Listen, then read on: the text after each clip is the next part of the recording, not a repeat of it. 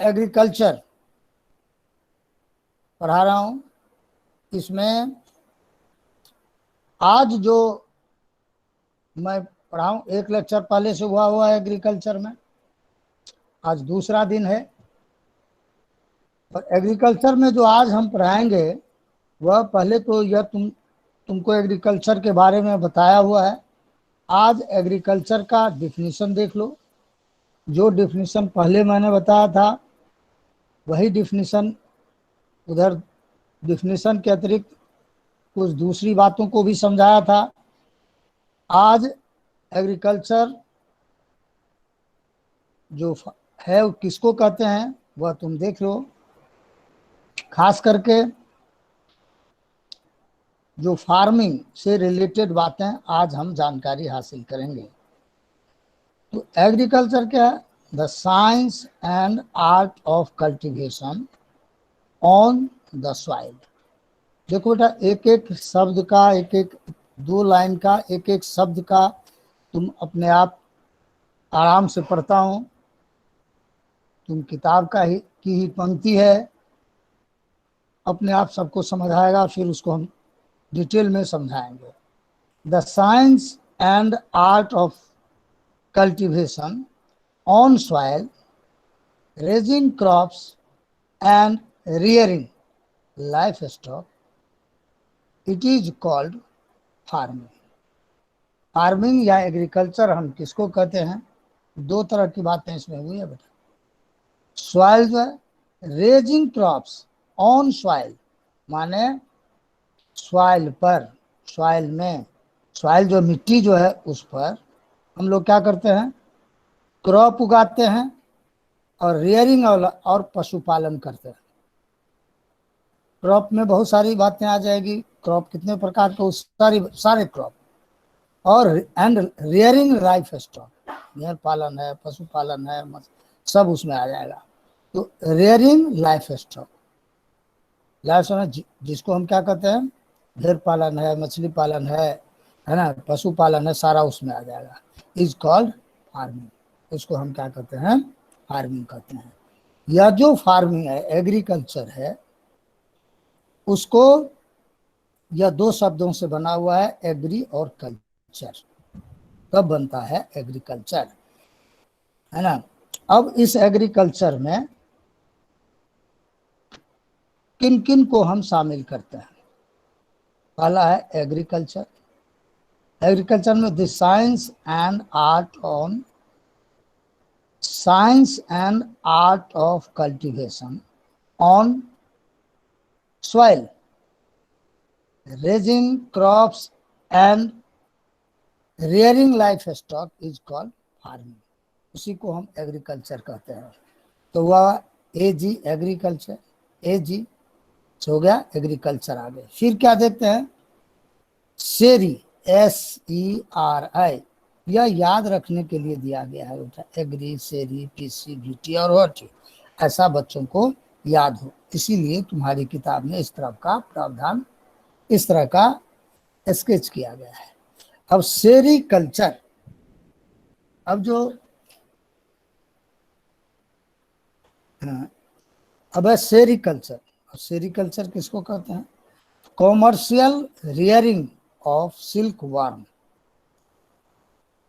It may supplement the income of the farmer. क्या होता है बेटा? वो सिल्क वर्म को, एक प्रकार का कीड़े जिसे हम मलबरी सिल्क बनाते हैं, कपड़े बनाते हैं, उसका क्या होता है? उसके कीड़े को पाला जाता है और उस कीड़े से, वर्म से क्या करते हैं? हम बाद में धागा निकालते हैं और धागा निकाल के कपड़े बनाते हैं। तो it may supplement the income of the farmer. यह जो किसान का है, ये अतिरिक्त, सप्लीमेंट में पूरक आय है, उसके अतिरिक्त आय बन जाता है, एडिशनल इनकम उनसे होता है।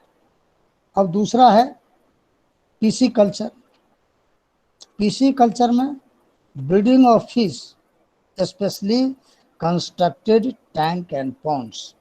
आजकल क्या होने लगा है बेटा, जो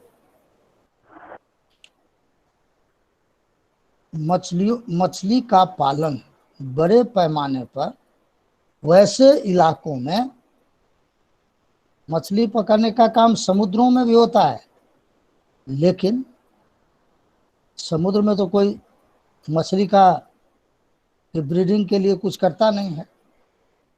लेकिन जो ऊपरी हिस्सा है, जहाँ पर पानी वर्षा अधिक होती है, तालाब हैं, वहाँ लोग क्या करते हैं, तालाब बना लेते हैं या पोंड बना लेते हैं और उसमें मछली के अंडे डाल देते हैं और बड़े पैमाने पर मछलियां उससे निकालते हैं। तो इस तरह का काम भारत का वैसा ही इलाका। हाँ बोलो बोलो बोलो बोलो बेटा, कोई बात नहीं, क्या कहना चाहते हो? मैं यह कह रहा था कि वैसा इलाका भारत का, वैसा एरिया जो हैवी रेनफॉल गेन करता है, प्राप्त करता है, हैवी रेनफॉल रिसीव करता है। भारत में कुछ ऐसे इलाके हैं जो हैवी रेनफॉल रिसीव करते हैं। वैसे इलाकों में लोग तालाब बना रखा है, उस तालाब में मछली के अंडे डाल देते हैं और उससे जब मछली बड़ी हो जाती है तो उससे मछली निकालते हैं और व्यापार करते हैं, खाते भी और उसका बड़े पैमाने पर व्यापार भी करते हैं। तो वह कहलाता है पीसी कल्चर। और यह दक्षिण भारत से उत्तर भारत तक यह काम होता है। अब दूसरा है विटीकल्चर। विटीकल्चर में जैसे अंगूर की खेती, कल्टीवेशन ऑफ ग्रेप्स, स्पेशली उसके लिए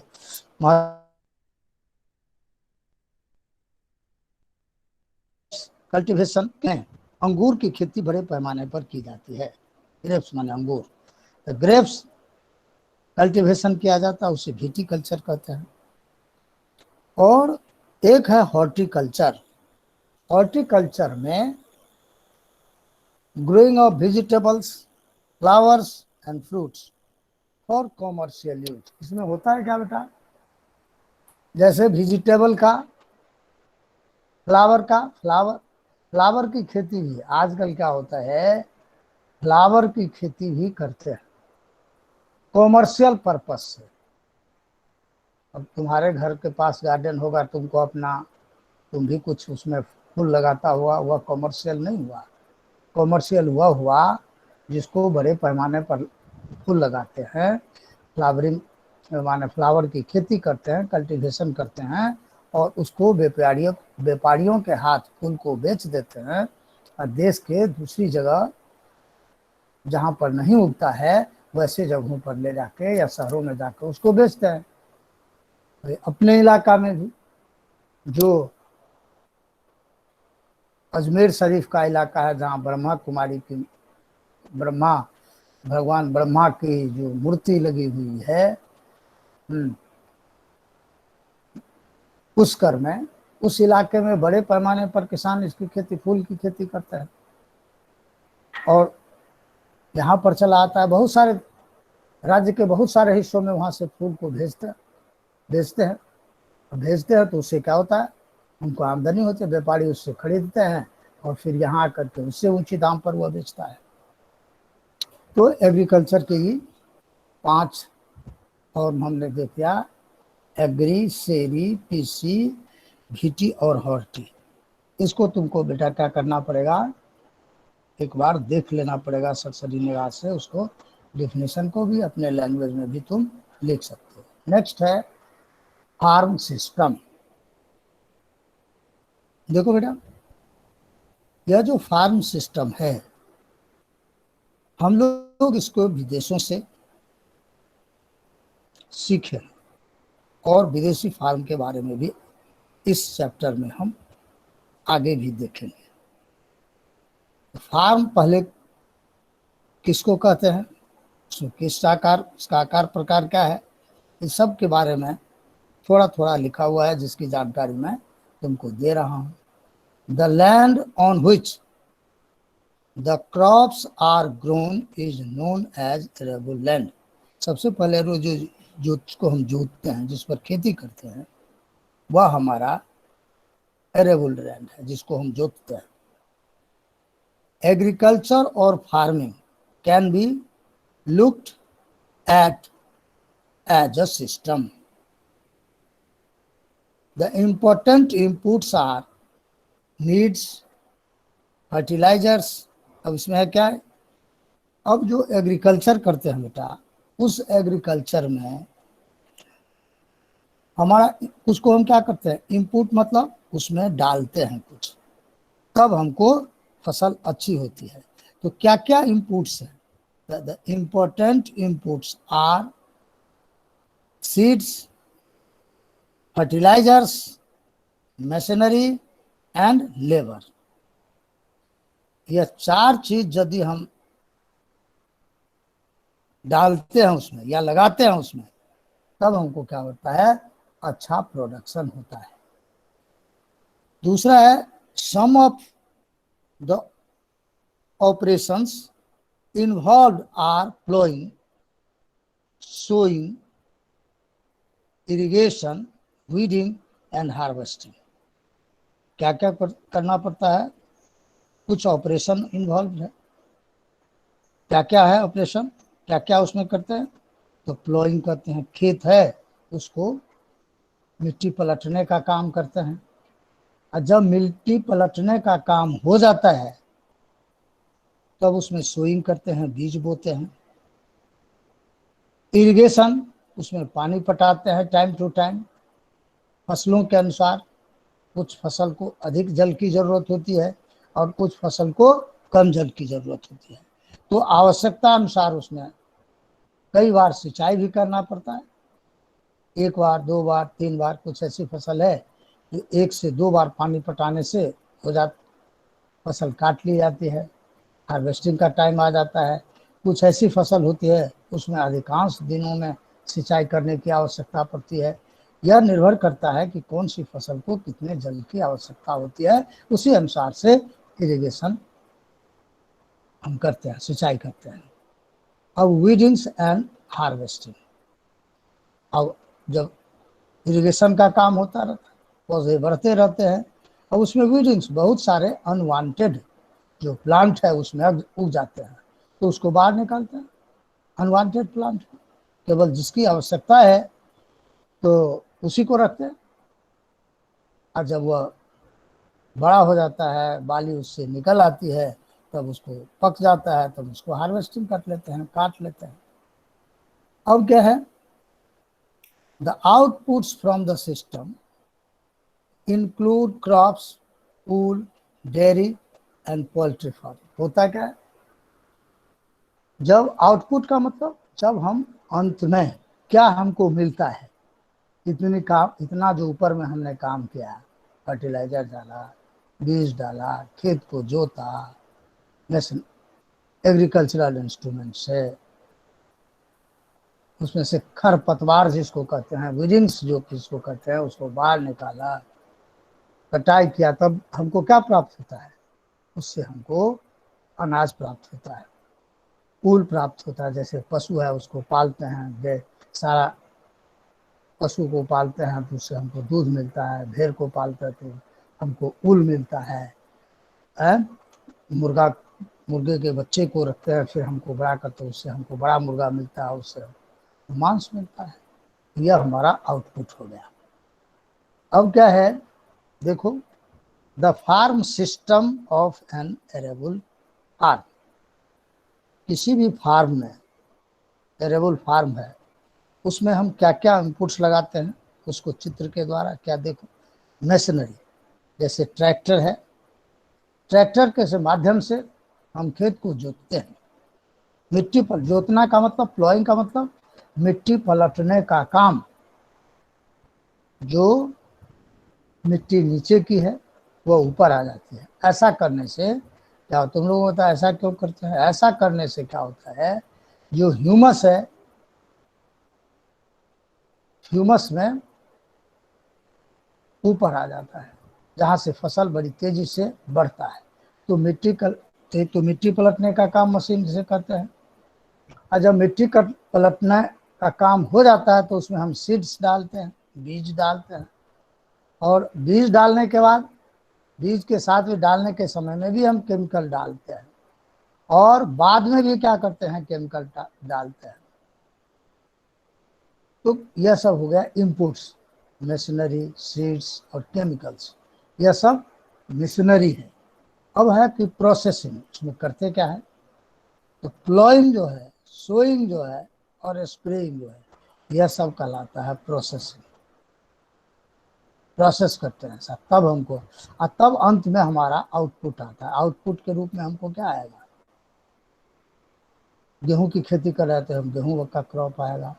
यदि पशुओं को पालते हैं, सारा काम करते हैं, तो अंत में हमको क्या आएगा, मिल्क हम उससे प्राप्त करते हैं, आउटपुट हमको प्राप्त होता है।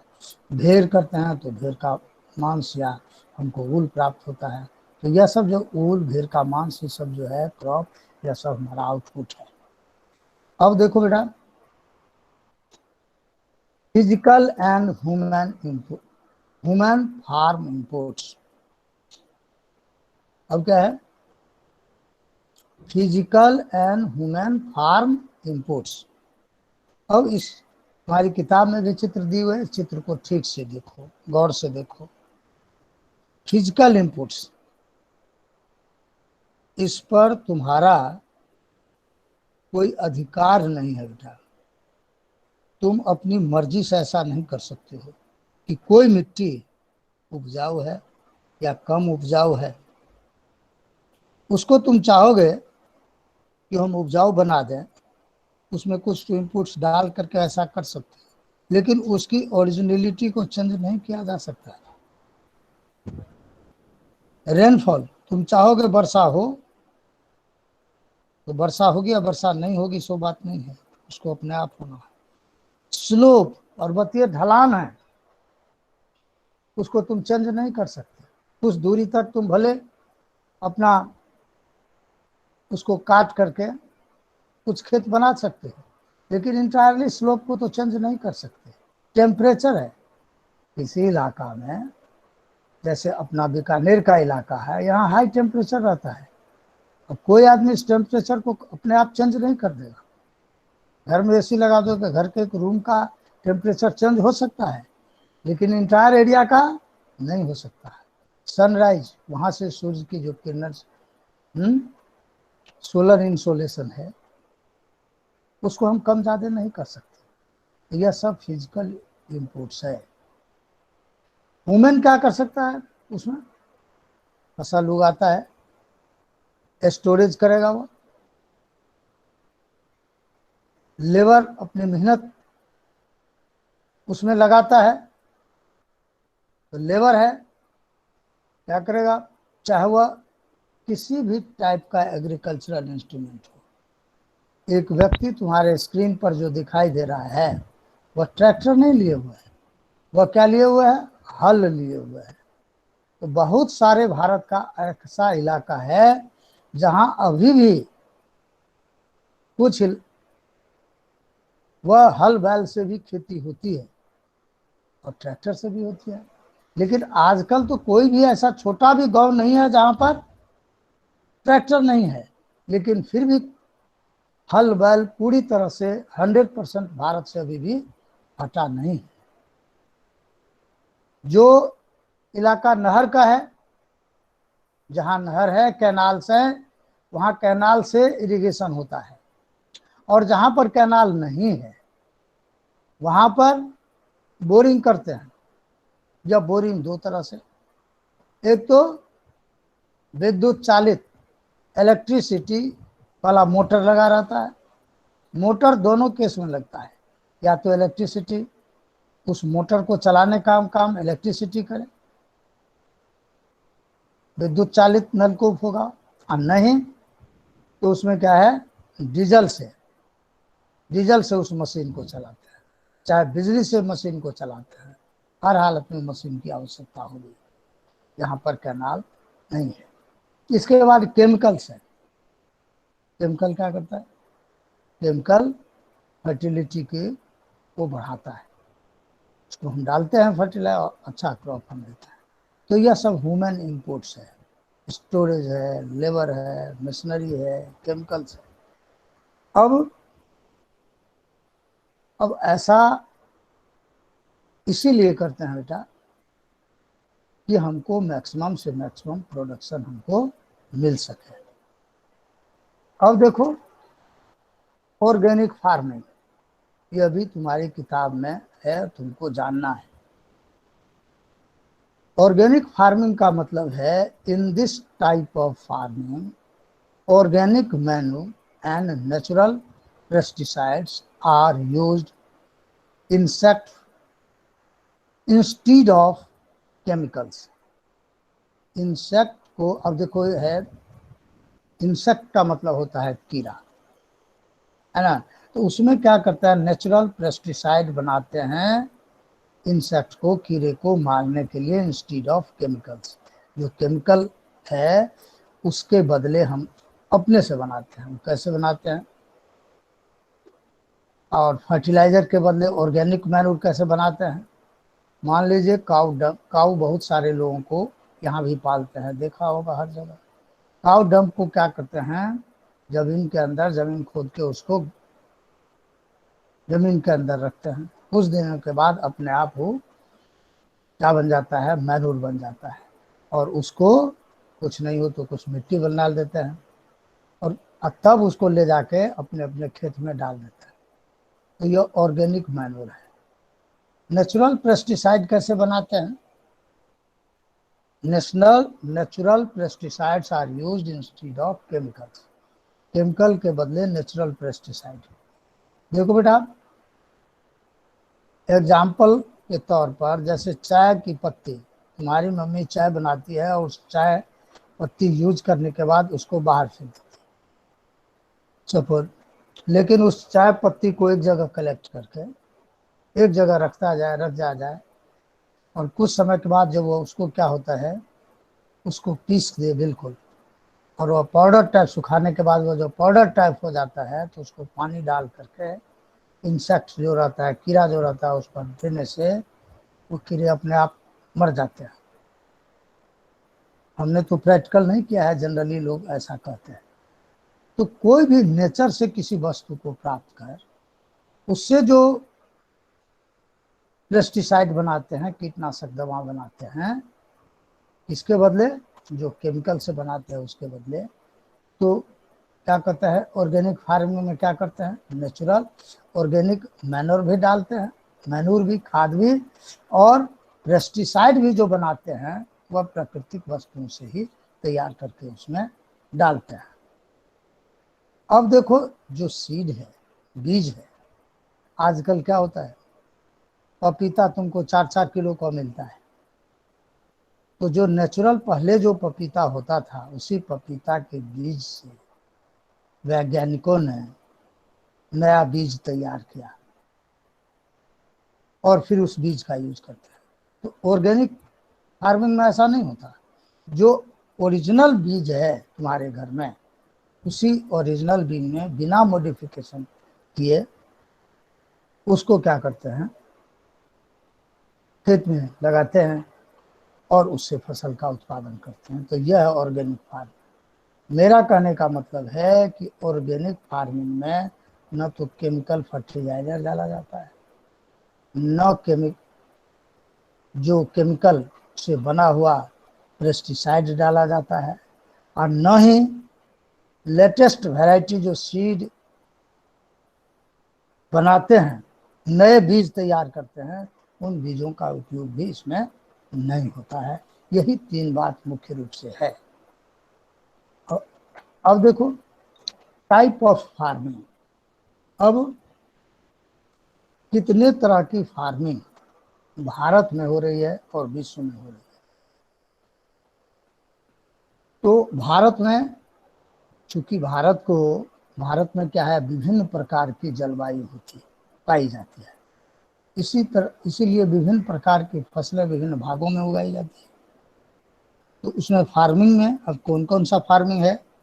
पहला है सबसिस्टेंस फार्मिंग, दूसरा है कॉमर्शियल फार्मिंग। सबसिस्टेंस फार्मिंग का मतलब है, सबसिस्टेंस फार्मिंग पहले ऐसी फार्मिंग जिसमें किसान अपनी उदर पूर्ति के लिए ग्रेन अनाज का उत्पादन करता है, खाद्य पदार्थों का, खाद्यान्न का, फूड ग्रेन्स का प्रोडक्शन करता है, वह सबसिस्टेंस एग्रीकल्चर में उसको रखते हैं।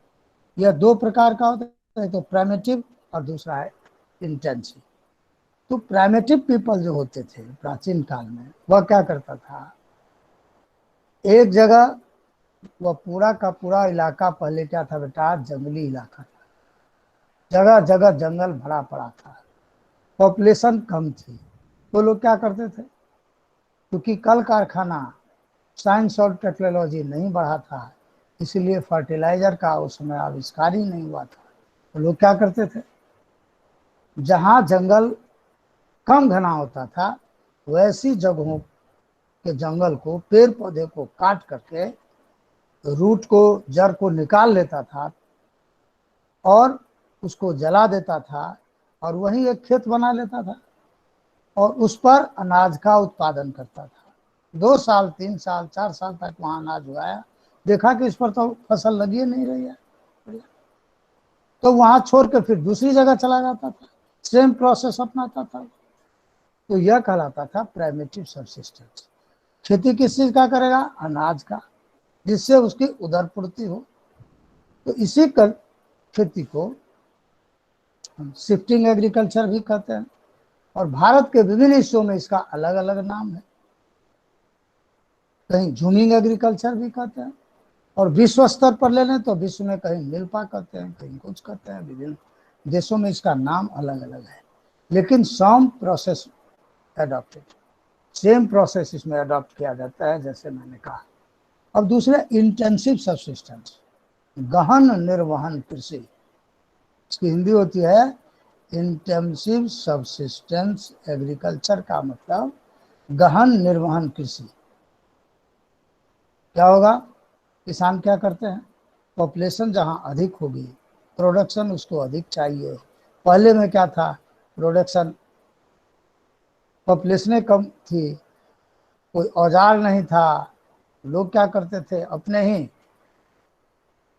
उसके पास जो पुराने औजार थे, फावड़ा था, डाव था, डिगिंग स्टिक रहता था, उस सबसे खोद के इस तरह की खेती करते। इंटेंसिव से मैं क्या करता है, अब बन गया एग्रीकल्चरल इंस्ट्रूमेंट, खाद के कारखाने खुल गए, तो चाहे वह पेस्टिसाइड हो, लेटेस्ट वैरायटी ऑफ सीड्स हो